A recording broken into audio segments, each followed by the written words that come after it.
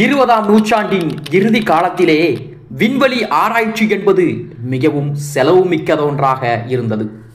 ஒவ்வொரு ராக்கெட்டும் ஒவ்வொரு விண்கலமும் ஒரு முறை பயன்படுத்தப்படும் வகையிலே வடிவமைக்கப்பட்டிருந்தது. பூமியிலிருந்து ஏவப்பட்டவுடன் அந்த ராக்கெட்டுகள் மீண்டும் பூமிக்கு திரும்பாமல் விண்வெளியிலேயே அழிந்துவிடும்.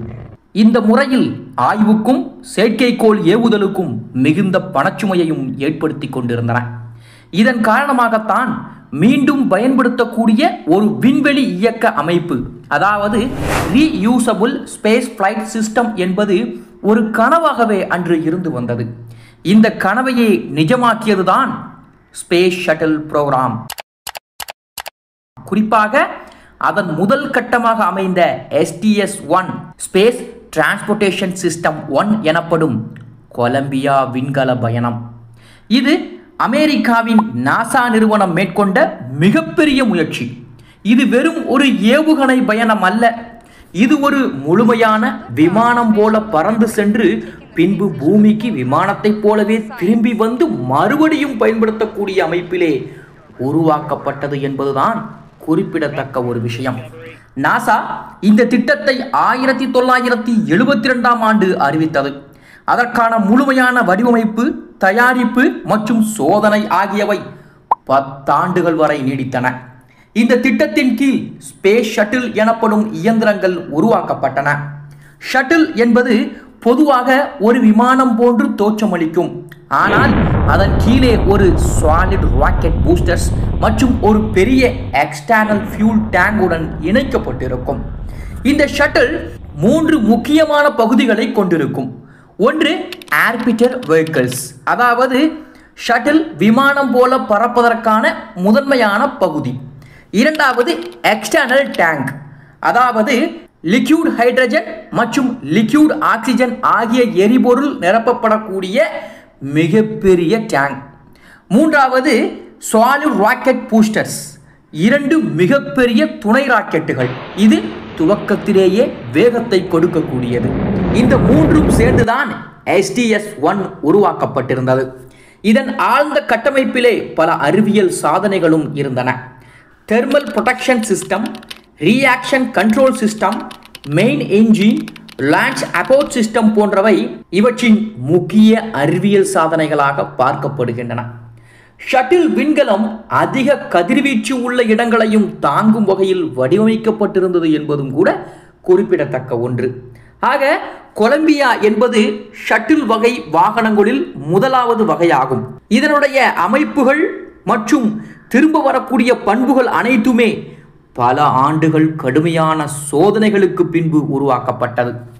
ஆக வரலாற்றில் அந்த முக்கியமான நாளுக்குள் செல்ல போகிறோம். 1981 ஏப்ரல் 12ஆம் தேதி, அந்த நாள்தான் STS-1 எனும் முதல் விண்கலம் பயணமான கொலம்பியா விண்ணேற்றம் நடைபெற்ற நாள். மிகவும் வேகமாகவும் அதே சமயம் கவனத்துடனும் துவங்கப்பட்டது. இந்த பயணத்தில் 2 வீரர்கள் இருந்தார்கள். முதலாமவர் ஜான் யாங். இவர் ஏற்கனவே அப்பல்லோ விண்கலத்தில் பயணம் செய்தவர்தான். முதன்மை கட்டுப்பாட்டாளராகவும் இவர் பணிபுரிந்தார். ரோபர்ட் கிரிப்பன் முதல் முறையாக விண்வெளிக்கு செல்வதற்கான புதிய வீரர். இவர்கள் கேப் கனடாவிலே இருக்கக்கூடிய launch pad 39A space shuttle கொலம்பியாவுடன் விண்ணில் பறப்பதற்கு தயாராக இருந்தார்கள். இந்த முழு ஷட்டில் சிஸ்டத்திலே சுமார் 2.5 மில்லியன் பார்ட்ஸ்கள் இருந்தன. அதனாலேயே இது ஒரு மிகப்பெரிய சவாலாகவும் கருதப்பட்டது. இந்த விண்ணேற்றம் காலை 7 மணிக்கு நேர்த்தியாக நடைபெற்றது. 2 சாலிட் ராக்கெட் பூஸ்டர்ஸ் வலுவாக செயல்பட்டு கொலம்பியாவை சுமார் 8.5 நிமிடங்களிலே 27,000 கிலோமீட்டர் மணி வேகத்திலே பூமியினுடைய சுற்றுப்பாதையிலே நுழையச் செய்தது. இதற்கு பிறகு எக்ஸ்டர்னல் டேங்க் தனித்து விடப்பட்டது. அதை போல SRB ஏற்கனவே கீழே விழுந்து விட்டது. ஆக ஷட்டில் தற்போது முழுமையாக ஒரு சேட்டிலைட்டை போலவே பூமியை சுற்றி பறக்க ஆரம்பித்தது. ஷட்டிலின் முன்பகுதியிலே பேலோட் பேடோர்ஸ் திறக்கப்படுகின்றன. இதன் உள்ளே இருந்த அறிவியல் கருவிகள் செயல்பட ஆரம்பித்தன. இந்த பயணம் 2 நாட்கள் 6 மணி நேரம் 20 நிமிடங்கள் நீடித்தது. ஷட்டில் பல சோதனைகளை மேற்கொண்டது. அதில் முக்கியமாக பல்வேறு வெப்பநிலைகளில் ஷட்டில் எப்படி செயல்படுகிறது என்பதையும், லைஃப் சப்போர்ட் சிஸ்டம் எப்படி வேலை செய்கிறது என்பதையும், கம்யூனிகேஷன் சிஸ்டத்தின் செயல்நிலைகளை பற்றியும், manual and automatic control testing, reentry scenario modelling என்று பல்வேறு ஆய்வுகளை அது செய்தது. 1981 ஏப்ரல் 14 அன்று ஷட்டில் பூமிக்கு திரும்பியது. இது திரும்பி வரும் பொழுது மிகப்பெரிய வெப்பத்தை எதிர்கொண்டது.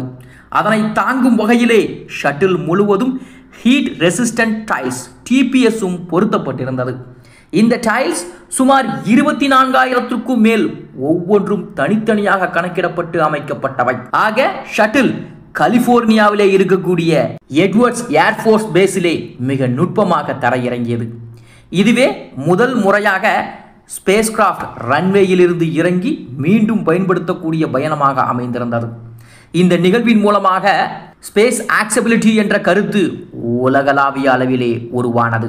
Space travel can be routine, repeatable and reliable என்பது நாசாவின் வாசகமாகவும் மாறியது. அதற்கு பின்பு கொலம்பியா ஷட்டில் மட்டும் அல்லாது சேலஞ்சர், டிஸ்கவரி, அட்லாண்டிஸ், எண்டோவர் என பல ஷட்டில்கள் உருவாகின. ஒவ்வொன்றும் பல பயணங்களை செய்தன.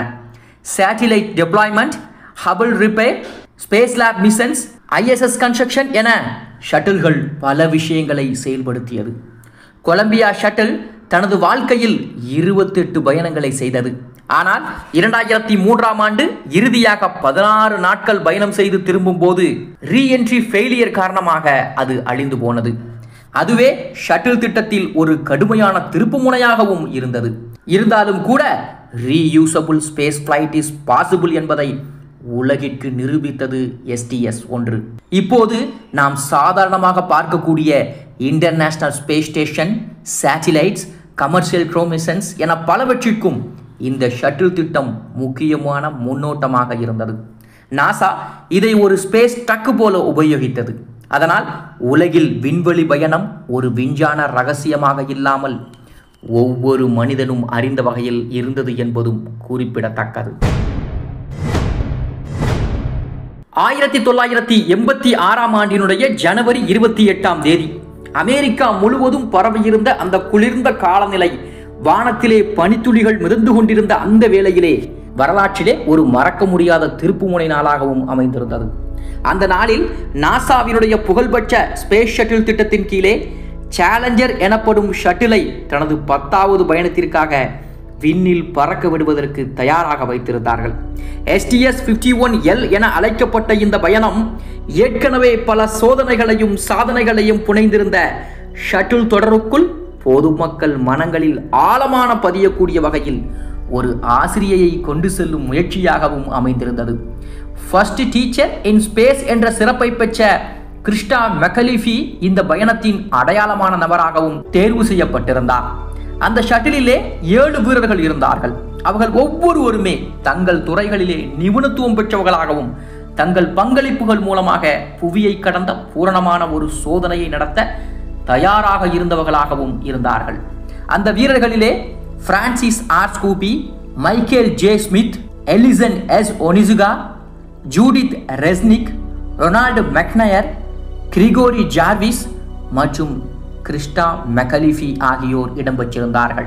ஆனால் ஒரு துர்திஷ்டமான விஷயம் என்னவென்று சொன்னால், தொலைக்காட்சியினுடைய நேரலையில் மக்கள் கண்முன்னே 73 வினாடிகள் என்ற மிகச்சிறிய நேர இடைவெளிக்குள் அந்த சேலஞ்சர் ஷட்டில் வெடித்து சிதறியது. அதாவது இந்த ஷட்டில் 2 சாலிட் ராக்கெட் பூஸ்டர்ஸ், ஒரு பெரிய எக்ஸ்டர்னல் டேங்க் மற்றும் ஷட்டில் ஆர்பிட்டர் என்பவற்றால் ஆன ஒரு முழுமையான லான்ச் சிஸ்டம் ஆகும். அதில் உள்ள SRBகள் ஷட்டிலுக்கு ஆரம்ப நிலையிலே தேவையான வலிமையை வழங்கக்கூடியது. இவை பகுதி பகுதியாக வடிவமைக்கப்பட்டு இடையே உள்ள ஓ ரிங் எனப்படும் மெல்லிய ரப்பர் வளையங்களால் ஒட்டப்பட்டிருக்கும். இந்த ஓ ரிங்குகளின் முக்கிய பணி பிரஷரை சீல் செய்து வைத்து உள்ளே இருந்து வெளியே வெப்பம் அல்லது எரிபொருள் வெளியேறாமல் இருக்கும்படி கட்டுப்படுத்தக்கூடியது. ஆனால் அந்த நாளிலோ கேப் கேனரவாலில் நிலவிய வெப்பநிலை ஓ ரிங்குகள் இயல்பாக செயல்பட முடியாத அளவுக்கு குறைந்திருந்தது. ரப்பர் தளர்வதற்கு தேவையான வெப்பநிலை இல்லாததால் சீல் முற்றிலும் அடைக்கப்படவில்லை. இதன் விளைவாக எரிபொருள் உற்பத்தியில் ஏற்பட்ட வெப்ப அழுத்தம் SRB உட்பகுதியில் ஒரு குறைவான இடைவெளியை உருவாக்கியது. இந்த இடைவெளியில் ஏற்பட்ட ஃபயர் லீக் அருகில் இருந்த எக்ஸ்டர்னல் டேங்கை தாக்கி அதன் உள்ளே இருந்த லிக்யூட் ஹைட்ரஜன் மற்றும் லிக்யூட் ஆக்சிஜன் ஆகியவற்றை தீப்பற்றுவதற்கும் வழிவகுத்து கொடுத்தது. அதற்கு பிறகு நிகழ்ந்த அந்த பயங்கரமான வெடிப்பு ஷட்டில் ஆர்பிட்டர் உட்பட அனைத்து கூறுகளையும் வெவ்வேறு திசைகளில் சிதறச் செய்தது. ஆனால் இதில் வியக்கத்தக்க ஒரு விஷயம் என்னவென்றால், ஷட்டில் புரோகிராமில் உழைக்கக்கூடிய என்ஜினியர்களும் அதே போல SRBயினுடைய விற்பனையாளர் நிறுவனமான மோர்டன் திகோலுடைய என்ஜினியர்களும் லான்ச்சை ஒத்திவைக்க கடுமையாக கேட்டுக்கொண்டிருந்தார்கள். ஆனால் நாசாவினுடைய மேலாளர்களோ லான்ச் டேட்டை தள்ளி வைக்க முடியாது என நிர்பந்தித்தார்கள்.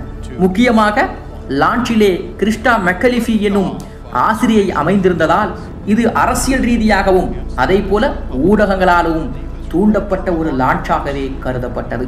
ஆக மொத்தத்தில் அந்த ஷட்டில் லான்ச்சை நேரலையில் பார்வையிட்டுக் கொண்டிருந்த பள்ளி குழந்தைகள், பெற்றோர்கள், ஆசிரியர்கள், நாசா ஆர்வலர்கள் மற்றும் உலகமெங்கும் இருக்கக்கூடிய விண்வெளி ஆர்வலர்கள் ஷட்டில் வெடித்த அந்த தருணத்திலே தங்கள் மனதின் ஓரத்தில் ஒரு ஆழமான காயத்தையும் உணர்ந்தார்கள். இதை அடுத்து அமெரிக்க அதிபர் ரொனால்ட் ரீகன் நாட்டு மக்களுக்கு உரையாற்றினார். They slipped the surely bonds of the earth to touch the face of God என்னும் வரிகள் அந்த வீரர்களின் வீரத்தை பற்றியும் அதை போல தியாகத்தை பற்றியும் பாராட்டுகளாக அமைந்தன. அதை போல இந்த விபத்திற்கு காரணமான தொழில்நுட்ப பிழைகளை ஆராய்வதற்காக அமெரிக்க அரசு ரோகர்ஸ் கமிஷன் எனும் விசாரணை குழுவை அமைத்தது. அந்த குழுவின் முக்கிய உறுப்பினராக இருந்தவர் ரிச்சர்ட் ஃபைன்மேன். நோபல் பரிசு பெற்ற தியரட்டிக்கல் பிசிசிஸ்ட், நோபல் பரிசு பெற்றவர்.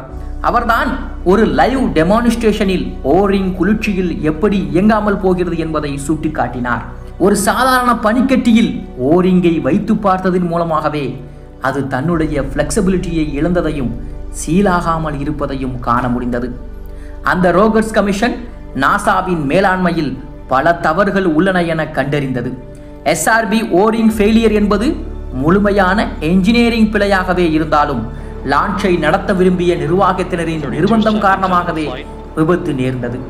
ஆக நாசாவிலே இருக்கக்கூடிய கம்யூனிகேஷன் ஃபெயிலியர், என்ஜினியரிங் ஃபெயிலியர் மற்றும் அரசியல் அழுத்தங்கள் ஆகியவையே இந்த விபத்திற்கு முக்கிய காரணமாகவும் அமைந்தது. இந்த சேலஞ்சர் விபத்திற்கு பிறகு ஷட்டில் ஃபிளைட்டுகள் அனைத்துமே தற்காலிகமாக நிறுத்தி வைக்கப்பட்டன. ஷட்டிலின் SRB டிசைனில் முக்கியமான ஸ்ட்ரக்சரல் அண்ட் தெர்மினல் இன்சுலேஷன் மாற்றங்கள் மேற்கொள்ளப்பட்டன. பாதுகாப்பு தொடர்பான புரோட்டோகால்ஸ் அனைத்தும் முறைப்படுத்தப்பட்டன. லான்ச்சை மேற்கொள்வதற்கான அனைத்து விஷயங்களும் மீண்டும் மதிப்பீடு செய்யப்பட்டன. அதை போல விபத்தினால் உயிரிழந்த 7 வீரர்களின் நினைவாக பல்வேறு கல்வி நிறுவனங்கள், ஆராய்ச்சி மையங்கள் மற்றும் விருதுகள் அமெரிக்கா மற்றும் உலகெங்கும் நிறுவப்பட்டன. கிறிஸ்டா மெக்கலேஃபியை நினைவுகூரும் வகையிலே பல பாடசாலைகள், நூலகங்கள், ஸ்பேஸ் எஜுகேஷன் புரோகிராம்ஸும் துவங்கப்பட்டன. அதை போல நாசாவின் டீச்சர் இன் ஸ்பேஸ் திட்டம் முடக்கப்பட்டாலும் அதன் தாக்கம் இன்றும் மாணவர்கள் மனதில் இருக்கிறது என்பதும் குறிப்பிடத்தக்கது. அதை போல இந்த சேலஞ்சர் ஷட்டில் எரிந்தபோதும் அதன் உள்ளே இருந்த மக்களின் கனவுகள் எரியவில்லை. அவை இன்னும் விண்வெளிக்காக நாம் காணும் ஒளியாக திகழ்கின்றது என்பதும் குறிப்பிடத்தக்கது. 1970களின் ஆரம்ப காலங்களில் மனித குலம் தனது பார்வையை சூரிய குடும்பத்தின் பின்புற எல்லைகளுக்கு விரிவாக்க முடிவு செய்த போது அது ஒரு சாதாரண ஆராய்ச்சி யோசனையாக இருக்கவில்லை. ஒரு கனவு போல எட்டப்படாத தூரங்களை தொட்டு பார்க்க வேண்டும் என்ற பேராசைமிக்க முயற்சியாகவே இருந்தது. அந்த பேராசைதான் வாயேஜர் திட்டம். வாயேஜர் எனும் மறக்க முடியாத மாபெரும் முயற்சியாகவும் அது உருவானது. 1977ஆம் ஆண்டிலே நாசா அனுப்பிய 2 பறக்கும் கருவிகள் வாயேஜர் 1 மற்றும் வாயேஜர் 2 நம் சூரிய குடும்பத்தினுடைய மிகப்பெரிய கிரகங்களை அணுகி அதை ஆய்வு செய்யக்கூடியதாகவும் இருந்தது. இவை உலக வரலாற்றிலே மறக்க முடியாத பக்கங்களையும் உருவாக்கியது. முன்பு மனிதன் பார்த்த சூரிய குடும்ப கிரகங்கள் தொலைநோக்கி மூலமாகவே ஆராயப்பட்டன. ஆனால் அந்த படங்கள் அக்கிரகங்களின் உண்மையான தோற்றத்தை வெளிப்படுத்தவில்லை. பூமியின் வளிமண்டலம் ஒளியை வளைத்து அதில் பிழைகள் உண்டாக்குவதால் அந்த கிரகங்களை மிக நெருக்கமாக பார்ப்பது சாத்தியமில்லை. அந்த தடையை உடைக்கவே விண்கலங்கள் நேரடியாக அந்த கிரகங்களின் அருகே பறந்து அதன் நுணுக்கமான படங்களையும் தரவுகளையும் அனுப்ப வேண்டும் என்ற திட்டம் உருவானது. வாயேஜர் திட்டம் சூரிய குடும்பத்தின் புறநிலை கிரகங்களான வியாழன், அதாவது ஜூபிட்டர், சாட்டர்ன், யுரேனஸ், நெப்டியூன் ஆகியவற்றை நோக்கியது. இந்த 4 கிரகங்களும் அந்த காலகட்டத்திலே ஒரே கோணத்தில் சீராக வரிசைப்படுத்தப்பட்டிருந்தது என்பது ஒரு வியப்பான விஷயம். இந்த வானியல் நிகழ்வு என்பது 176 ஆண்டுகளுக்கு ஒரு முறை மட்டுமே ஏற்படும். அந்த வாய்ப்பை பயன்படுத்தி கிராவிடேஷனல் அசிஸ்ட் எனப்படும் நுண்ணறிவு இயற்பியல் முறையின் உதவியால் ஒரு விண்கலம் ஒரே நேரத்தில் பல கிரகங்களை அடையும் வகையிலே திட்டமிடப்பட்டிருந்தது. இந்த யோசனைக்கு பெயர் கிராண்ட் டூர் என்றும் வைக்கப்பட்டது. 1977 ஆகஸ்ட் 20 அன்று வாயேஜர் 2 முதலிலே புறப்பட்டது. பின்பு செப்டம்பர் 5 அன்று வாயேஜர் 1 புறப்பட்டது. இந்த 2 புரோபுகளுமே சுமார் 800 கிலோகிராம் எடையுடையவை. இவற்றின் முக்கிய அம்சம் என்னவென்று சொன்னால் 3.7 மீட்டர் விட்டம் கொண்ட ஒரு உயர் ஒளி தரைமட்ட ஆண்டனா, ஹை கெயின் ஆண்டனாவுடன் அமைந்திருந்தது. இது பூமியோடு தொடர்பு கொள்ளக்கூடிய முதன்மையான கருவி. அவற்றிலே பல்வேறு அறிவியல் கருவிகளும் பொருத்தப்பட்டிருந்தன. கேமராக்கள், காந்தமண்டல அளவைகள், துகள் அலைக்கதிர் கருவிகள், பிளாஸ்மா சென்சார்கள், இன்னும் பல்வேறு ஆய்வு கருவிகளும் பொருத்தப்பட்டிருந்தன. வாயேஜர் புரோபுகள் புறப்பட்ட பயணத்தினுடைய முக்கிய அம்சம் என்னவென்றால் அவற்றின் பொருத்தப்பட்டிருந்த கோல்டன் ரெக்கார்ட் எனப்படும் தங்க தகடு மனித இனத்தின் அடையாளங்களை, வரவேற்பு வாக்கியங்களையும், உலகின் பல மொழிகளில் உள்ள வணக்கம், இசை, இயற்கை ஒளிகள், புவி மற்றும் மனிதர்களின் படங்கள் ஆகியவற்றையும் இதில் பதிவு செய்யப்பட்டிருந்ததுதான். ஆக பிரபஞ்சத்தின் எந்த பகுதியில் இருந்தும் புத்திசாலி உயிரினங்கள் இதை கண்டுபிடித்தால் மனித குலத்தை அறிந்து கொள்ள வேண்டும் என்பதே இதன் நோக்கம். இந்த குறியீட்டை வடிவமைத்தவர் கார்ல் சாகன் தலைமையிலான குழுவாகும். ஆக வாயேஜர் 1 மற்றும் 2 இரண்டுமே 1979 ஆண்டிலே வியாழனை அடைந்தன. வியாழன் சூரிய குடும்பத்தின் மிகப்பெரிய கிரகம். இது ஒரு வாயு கிரகம். அதனால் திடமான மேற்பரப்பு இல்லாதது. வாயேஜர் புரோபுகள் வியாழனை அணுகிய போது அதன் மேகங்களின் அடுக்குகள், வானிலை சுழற்சிகள், புயல் அமைப்புகள் அனைத்தையும் மிக நுணுக்கமாக படம் பிடித்தன. வியாழனின் புகழ்பெற்ற கிரேட் ரெட் ஸ்பாட் எனப்படும் பெரும் புயலை பற்றிய விரிவான தகவல்களும் கிடைத்திருந்தன. அதை போல வியாழனின் காந்தவியல் மண்டலத்தின் வலிமை மற்றும் அதன் ரேடியேஷன் பெல்ட் பற்றிய தகவல்களும் புதிய வெளிச்சம் பெற்றன. இந்த பயணத்திலே மிக ஆச்சரியமிக்க கண்டுபிடிப்பு என்னவென்றால் வியாழனில் இருக்கக்கூடிய சந்திரன் தான். அதாவது வியாழனுடைய சந்திரன் என்பது எரிமலைகளை கொண்டிருக்கக்கூடிய ஒரு உலகமாகவும் இருந்தது என வாயேஜர் எடுத்த புகைப்படங்களின் மூலமாக தெரிய வந்தது. பூமியை விட்டு வெளியே எரிமலை வெடிப்பு நடக்கும் முதல் விண்மீன் தொகுதி என்பதாலும் இந்த கண்டுபிடிப்பு வரலாற்று முக்கியத்துவமும் பெற்றது. அதற்கு பிறகு யூரோப்பா எனப்படும் வியாழனின் மற்றொரு சந்திரனும் அதன் பனிப்பரப்பின் கீழே தண்ணீர் இருக்கலாம் எனும் சாத்தியத்தையும் அறிவித்தது. அதை போல வியாழனை தொடர்ந்து வாயேஜர் புரோபுகள் சனியை அடைந்தன.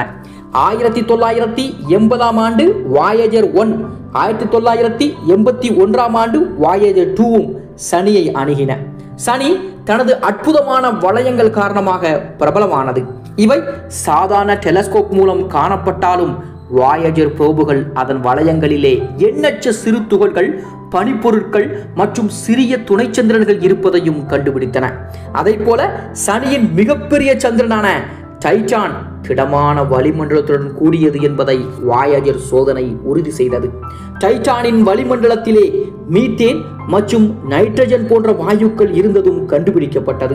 இந்த கண்டுபிடிப்புகள் பின்பு ஹாசினி கியூஜன்ஸ் திட்டத்திற்கு வழிகாட்டியாகவும் அமைந்தன. அதை போல 1986 ஜனவரியில் வாயேஜர் 2 யுரேனஸை அணுகிய முதல் புரோபாக மாறியது. இதற்கு முன்பு மனித குலம் யுரேனஸை பற்றிய தகவல்களை பூமியிலிருந்து டெலஸ்கோப் வழியாக மட்டுமே அறிந்திருந்தது. வாயேஜர் 2 யுரேனஸின் சாய்ந்த அச்சு மற்றும் அதன் விசித்திரமான சுழற்சி முறையை நேரடியாக பதிவு செய்தது. யுரேனஸின் வளிமண்டலத்திலே ஹைட்ரஜன், ஹீலியம், மீத்தேன் ஆகியவை இருந்தன. அதன் பச்சை நீல நிறத்திற்கு காரணமானது மீத்தேனே ஆகும். அதை போல 10 புதிய சந்திரன்களையும் அது கண்டுபிடித்தது. அவற்றில் மிராண்டா, ஏரியல், அம்ப்ரைல் போன்றவை வியப்புக்குரிய அம்சங்களையும் வெளிப்படுத்தின. அதைப்போல 1989 ஆகஸ்டிலே வாயேஜர் 2 நெப்டியூனை அணுகிய முதல் புரோபாக மாறியது. நெப்டியூனின் ஆழமான நீல நிறம் அதன் வளிமண்டலத்தில் உள்ள மீத்தேனை வெளிப்படுத்தியது. நெப்டியூனின் மேற்பரப்பில் பெரிய புயல் கிரேட் டார்க் ஸ்பாட்டும் உள்ளது. நெப்டியூனின் மேற்பரப்பிலே மிகப்பெரிய புயலும் கிரேட் டார்க் ஸ்பாட்டும் இருந்தது என்பதை வாயேஜர் 2 எடுத்த புகைப்படங்களால் கண்டறிய முடிந்தது. அந்த புயல் காற்றின் வேகம் என்பது மணிக்கு 2000 கிலோமீட்டருக்கு மேல் இருந்தது. நெப்டியூனின் மிகப்பெரிய சந்திரனான டைட்டன் அதன் மேற்பரப்பில் நைட்ரஜன் மற்றும் கேசர் ஆகியவற்றை பாய்வதையும் வாயேஜர் கண்டுபிடித்தது. டைட்டனின் மேற்பரப்பிலே உள்ள பனிப்பொருட்கள் மற்றும் அதன் புவியியல் அமைப்பு அது சூரிய குடும்பத்தின் மிகவும் விசித்திரமான உலகங்களில் ஒன்றாக இருப்பதையும் நிரூபித்தது. ஆக வாயேஜர் 1 மற்றும் வாயேஜர் 2 இரண்டு புரோபுகளுமே தங்கள் முக்கிய பணியை நிறைவு செய்த பின்பு இன்று இன்டர்ஸ்டெல்லர் ஸ்பேஸிலே பயணம் செய்து கொண்டிருக்கின்றன.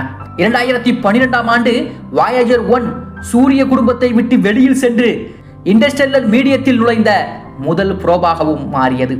வாயேஜர் 2 2018ஆம் ஆண்டிலே அதே நிலையை அடைந்தது. ஆக இன்னும் பூமியுடன் தொடர்பு கொண்டு காஸ்மிக் ராய்ஸ் இன்டர்ஸ்டெல்லர் பிராக்டிகல்ஸ் பற்றிய தகவல்களை அது அனுப்பி கொண்டே இருக்கின்றன. வாயேஜர் திட்டம் விண்வெளி ஆய்வினுடைய ஒரு புரட்சி. நம் சூரிய குடும்பத்தை முழுமையாக புரிந்து கொள்ள 4 பெரிய கிரகங்களையும் அவற்றின் சந்திரன்களையும் மிக அருகிலிருந்து பார்த்து அதன் விஞ்ஞான ரகசியங்களை நமக்கு வெளிப்படுத்தியது. அதன் புகைப்படங்கள் உலகம் முழுவதும் மக்களை கவர்ந்தது. இன்று நம்மால் அந்த புகைப்படங்களை பார்க்கும் போது பிரபஞ்சத்தின் அழகு மற்றும் அதிசயங்கள் எவ்வளவு பெரியது என்பதையும் உணர முடிகிறது. அதை போல வாயேஜர் புரோபுகளின் பொருத்தப்பட்டிருக்கக்கூடிய கோல்டன் ரெக்கார்ட்ஸ் எதிர்காலத்திலே விண்வெளி உயிரினங்கள் இதை கண்டுபிடித்தால் மனித குலத்தின் குரலையும் இசையையும் வாழ்வியல் குறியீடுகளையும் பிரபஞ்சத்திலே ஒலிக்க வேண்டும் என்பதற்கான நினைவு சின்னமாகவே அது திகழ்கிறது. வாயேஜர் திட்டம் மனித இனத்திற்கு மிகப்பெரிய தன்னம்பிக்கை அளித்தது. பூமி என்ற சிறிய கோளில் மட்டுமே வாழ்க்கை கட்டுப்படுத்தப்படவில்லை, நாம் பிரபஞ்சத்தில் எங்கும் நம்முடைய தடத்தை வைக்கக்கூடிய அறிவியல் சக்தியோடு இருப்பதையும் இது நிரூபித்தது என்பதும் குறிப்பிடத்தக்கது. 20ஆம் நூற்றாண்டின் மத்தியிலே விண்வெளி என்பது சாதாரண மக்கள் மட்டுமல்லாமல் விஞ்ஞானிகளுக்கும் கூட ஒரு அற்புத தொலைவாகவே இருந்தது. எனவே ஒருபோதும் அது பெண்களுக்கு சாத்தியம் இல்லை என்றே அனைவரும் நினைத்திருந்தார்கள். ஆனால் சோவியத் ஒன்றியம் 1963இல் வாலண்டினா டெரஸ்கோவாவை விண்வெளிக்கு அனுப்பியதும் அந்த வரலாற்றிலே மிகப்பெரிய மாற்றம் ஏற்பட்டது. ஆனாலும் அமெரிக்காவிலே அந்த வாசல் மிக மெதுவாகவே திறந்தது. அதன் பின்னணியில் இருந்த ஒரு நபர்தான் சாலி ரைட் எனும் வீராங்கனை. சாலி ரைட் என்பது வெறும் ஒரு பெயராக அல்ல, அது ஒரு புரட்சி, ஒரு சின்னம், ஒரு கதையினுடைய துவக்கம். 1983 ஜூன் 18ஆம் நாளிலே சேலஞ்சர் விண்கலத்திலே STS-7 மூலமாக சாலி ரைட் விண்வெளியிலே பறந்தார். இவர் அமெரிக்காவினுடைய முதல் பெண் விண்வெளியாளராக மட்டுமல்ல, மேற்குலகிலே பெண்களுக்கு ஒரு வழிகாட்டியாகவும் திகழ்ந்தார். அவர் புறப்பட்ட அந்த விமான பயணம் எதிர்காலத்திலே எண்ணற்ற பெண்கள் விண்வெளியை நோக்கிய பயணத்திற்கு கதவுகளையும் திறந்தது. அவர் ஹாலிவுட் முகத்தை போன்று அழகாக இருந்தாலும் கூட அவருடைய கனவு என்பது காட்சிப்பட இருக்கக்கூடிய உலகம் அல்ல, வானத்திற்கு அப்பாற்பட்ட உலகம். 1951இல் பிறந்த அவர் சிறு வயதிலிருந்தே புத்தகங்களை படிக்க விரும்பினார். ஆனால் அதைவிடவும் அவரை ஈர்த்தது விண்வெளி, NASA, jet professional, space shuttle எனும் புதுமைகள் தான். சாலி ரைட் கல்லூரியிலே ஆஸ்ட்ரோபிசிக்ஸ் மற்றும் என்ஜினியரிங் ஆகிய இரண்டையும் படித்தார். 1978ஆம் ஆண்டிலே நாசா தனது ஆஸ்ட்ரோனட் புரோகிராமுக்கு பெண்களையும் சேர்க்க முடிவு செய்த போது ஆயிரக்கணக்கான விண்ணப்பங்களிலே சாலியினுடைய விண்ணப்பமும் இருந்தது. 8000 நபர்களிலே தேர்ந்தெடுக்கப்பட்ட 35 பேரில் சாலி ரைடும் ஒருவர். அவரோடு 5 பெண்களும் இருந்தார்கள். ஆனால் முதலாவதாக விண்வெளிக்கு சென்றது சாலி ரைட் என்பதுதான் வரலாறு. அவர் பயணித்த சேலஞ்சர் விண்கலத்திலே 2 கம்யூனிகேஷன் சேட்டிலைட்ஸ் மற்றும் பல அறிவியல் கருவிகளும் இருந்தன. சாலி ரைட் அதற்கான ரோபோட்டிக் கருவிகள் இயக்கும் பொறுப்பையும் மேற்கொண்டிருந்தார். அவர்கள் 6 நாட்கள் 2 மணி நேரம் 23 நிமிடங்கள் விண்வெளியிலே இருந்தார்கள். அந்த பயணத்தின் போது சாலி ரைட் ஒரு பெண் என்பதை விட ஒரு உண்மையான விண்வெளி வீரராகவே நடந்து கொண்டார். ஆனால் அவரது பயணம் மீடியாவில் எப்படி வெளிப்பட்டது தெரியுமா? உங்களுக்கு பீரியட்ஸ் வரும்போது என்ன செய்வீர்கள்? எப்படி விண்வெளியிலே நீங்கள் இருப்பீர்கள்? அதிக ஆடைகள் வேண்டுமே, உங்கள் மேக்கப் பாக்ஸ் எடுத்துக்கொண்டீர்களா?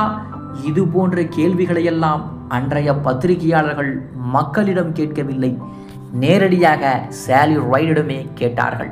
ஒரு வகையில் பார்த்தால் பெண்களுக்கான வாய்ப்புகள் திறக்கப்படக்கூடிய விஷயத்திலே இது உள்ளார்ந்த சமூக போராட்டத்தை ஏற்படுத்துகிறது என்பதும் குறிப்பிடத்தக்கது. ஆனால் சாலி ரைட் இந்த கேள்விகளுக்கு நேரடியாக பதிலளிக்காமல் அவர் செய்தியாளர்களை அறிவியலின் பாதையிலே திருப்பினார். நாசா மற்றும் கல்வித்துறையில் பெண்களின் பங்கு குறித்து அவர் மிகவும் தீவிரமாக செயல்பட்டார். அவர் பல நிகழ்ச்சிகளிலே பேசினார். சிறுவர்கள் விண்வெளி கனவுகளை வளர்த்து கொள்ள வேண்டும், சிறுமிகளும் அதற்கு தயாராக இருக்க வேண்டும் எனும் எண்ணத்தையும் அவர் ஊட்டினார். இதற்காக அவர் ஆரம்பித்ததுதான் சாலி ரைட் சயின்ஸ் எனும் அமைப்பு. இது குறிப்பாக சிறுமிகளுக்காக இயங்கும் கல்வி மற்றும் அறிவியல் மையமாகும். இன்று அமெரிக்காவினுடைய பள்ளிகளிலே சிறுமிகளுக்கு ஆர்வத்தை தூண்டும் வகையிலே இந்த நிறுவனம் செயல்பட்டு வருகிறது. சாலி ரைட் மட்டுமல்ல, அவரின் பின்னணியிலே நிறைய பெண்கள் இருந்தார்கள். ஆனால் இவர்தான் இதை முதலில் துவங்கியவர். அதற்கு பின்பு கேத்ரின் சுலிவன், மே ஜேமிசன், எலின் ஒகாவா போன்ற பெண்கள் விண்வெளியிலே பறந்தார்கள். இதில் குறிப்பாக மே ஜேமிசன் என்பவர் அமெரிக்காவின் முதல் ஆப்பிரிக்க அமெரிக்க பெண் விண்வெளியாளர் ஆவார். 1992 அவர் எண்டோவர் விண்கலத்திலே பறந்தார். இதைவிடவும் முக்கியமான செய்தி, விண்வெளி என்பது பாலினத்தை பொருட்படுத்தாது. ஆனால் அந்த நிலையை அடைய பெண்கள் 50 ஆண்டுகளுக்கு மேலாக போராட வேண்டும் என்பதுதான் வரலாற்றின் வேதனை. நாசா தனது ஆரம்ப காலங்களிலே பெண்கள் ஆஸ்ட்ரோனட் ஆக முடியாது என்றே கூறியது. அதற்கான காரணம் அவர்கள் மிலிட்டரி ஜெட் ஓட்டக்கூடிய அனுபவம் இல்லாதது. ஆனால் அந்த அங்கீகாரம் வழங்கப்படவே பெண்கள் விமானப்படையில் இடமில்லை. ஆனால் இந்த சூழ்நிலையை மாற்ற வேண்டும் என்பதற்காகவே சாலி ரைட் போன்றவர்கள் உறுதியோடு போராடினார்கள். விண்வெளியிலே பெண்கள் கடந்து வந்த பாதை என்பது சுலபமானது அல்ல. அவர்களுடைய உடல் கட்டமைப்புக்கு ஏற்ப ஸ்பேஸ் ஷூட் கூட தயாரிக்கப்படவில்லை. ஒரு ஆண் விண்வெளியாளருக்காக தயாரிக்கப்படக்கூடிய ஸ்பேஸ் ஷூட் என்பது எக்ஸஸ் அளவிலே இருக்கும். 2019 கிறிஸ்டினா கோச் மற்றும் ஜெசிகா மேர் இருவரும் முழு பெண் குழுவாக ஸ்பேஸ் வாக் மேற்கொள்ள முயன்ற போது சிறிய அளவிலான ஸ்பேஸ் சூட் எனும் திட்டமும் மாற்றி அமைக்கப்பட்டது. இது அனைத்தும் பெண்கள் விண்வெளியில் இடம்பெறும் நேரத்தில் பல தடைகள் இருந்தன என்பதை எடுத்து காட்டுகிறது.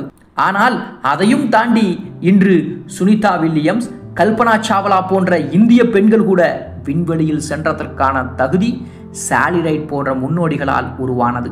கல்பனா சாவ்லா பற்றி கூறுவதென்றால் அவர் 1997 விண்வெளியில் பறந்த முதல் இந்திய பெண். கொலம்பியா விண்கலத்திலே அவர் பயணித்தார். ஆனால் 2003 அந்த கொலம்பியா விபத்தில் அவர் உயிரிழந்தார். அவரின் கனவை தொடர்ந்தவர்தான் சுனிதா வில்லியம்ஸ். அவர் 2 முறை விண்வெளிக்கு சென்று 322 நாட்கள் முழுவதும் தங்கியிருந்திருக்கிறார்.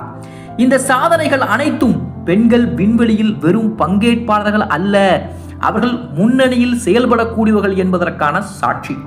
இன்று நாசா மற்றும் ஐரோப்பிய விண்வெளி நிறுவனங்களில் பெண்கள் முன்னணி இன்ஜினியர்களாகவும் மிஷன் கண்ட்ரோலர்ஸ், ரிசர்ச்சர்ஸ் ஆகிய நிலையிலும் இருக்கிறார்கள்.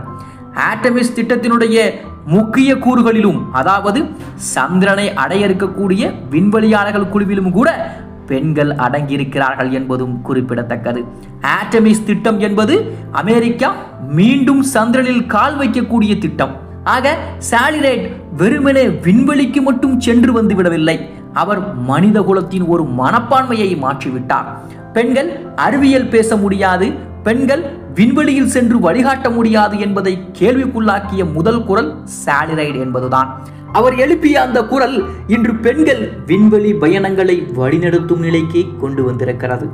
ஆக ஒவ்வொரு சிறுமியும் விண்வெளி கனவு காணும் சுதந்திரத்தை உடையவர். அதை உணர்த்தியவர் சாலி ரைட். அவர் கூறிய ஒரு புகழ்பெற்ற வரி, அதாவது நீ பார்க்க முடியாததை நீங்கள் கனவு காண முடியாது, எனவே பெண் விண்வெளியாளர்கள் சந்திரனை அடையும் காட்சிகளை ஆயிரக்கணக்கான சிறுமிகள் இன்று தொலைக்காட்சியில் பார்க்கும்போது அவர்கள் எதிர்காலமே மாறிவிடும் என்பதும் குறிப்பிடத்தக்கது.